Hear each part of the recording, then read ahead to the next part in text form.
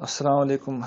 ایک آیت تھی آج قرآن مجید کی، میں سن رہا تھا تو میں چاہتا تھا اس کو آپ کے ساتھ شیئر کر لوں۔ استدلال تو قرآن مجید یہ کر رہا ہے کہ حیات اول سے جو یعنی انسانوں کی پہلی زندگی سے حیات آخرت پر قرآن مجید استدلال کر رہا ہے۔ یہ سورہ حج ہے، اس کی ابتدا میں آیت نمبر 5 ہے کہ یا ایھا الناس ان کنتم فی ریب من البعث فانا خلقناکم من تراب ثم من نطفة ثم من علقة ثم من مضغة مخلقة وغیر مخلقة لنبین لکم۔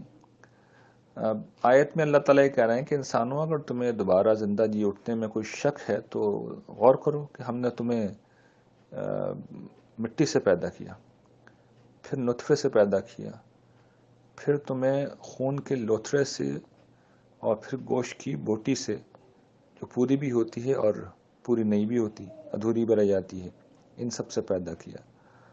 تو اس میں اب سوال یہ تھا میرے ذہن میں کہ یہ استدلال تو بہت سادہ سا تھا، اس میں پیدائش اول کا ذکر کر دیتے ہی اتنے سارے مراحل کا جو ذکر کیا اللہ تعالیٰ نے، اس کی کیا حکمت ہے؟ اور اس کو پھر جو بعد میں اس پہ زور بھی دیا گیا لِنُبَيِّنَ لَكُمْ، یہ ہم اس لیے بیان کر رہے ہیں کہ تم پہ واضح کر دیں۔ تو اللہ تعالیٰ کیا واضح کر رہے ہیں یہ اللہ تعالیٰ نے بیان نہیں کیا ہے، لیکن اب غور کیا جائے تو محسوس ہوتا ہے بڑا غیر معمولی استدلال کیا قرآن مجید نے۔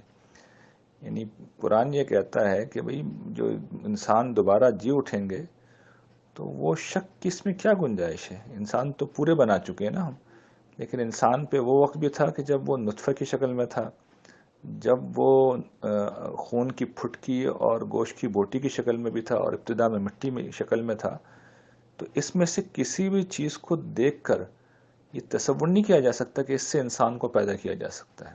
یہ ہمارے آنکھوں دیکھی بات ہے۔ یعنی مٹی سے انسانوں کو ابتدا میں پیدا کیا، مٹی سے کیا کوئی پیدا کر سکتا ہے انسانوں کو؟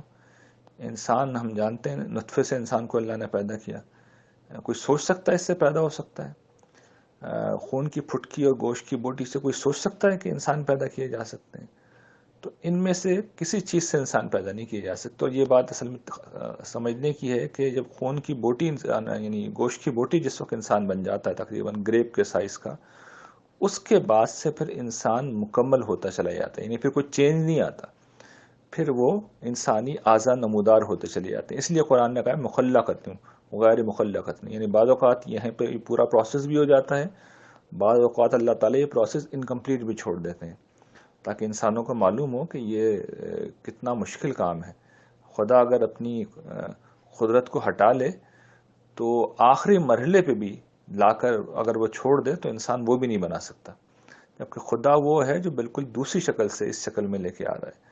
تو اس اعتبار سے بڑی غیر معمولی آیت ہے، استدلال اپنے کمال پہ پہنچا ہوا ہے، لیکن ظاہر ہے اس کے لیے تدبر کی ضرورت ہے، اور یہ چیز پہلے مجھ پہ بھی اس طرح واضح نہیں تھی۔ اللہ تعالی ہم سب کے علم و عمل میں برکت دے اور قرآن مجید کا فہم نصیب فرمائے۔ جزاک اللہ۔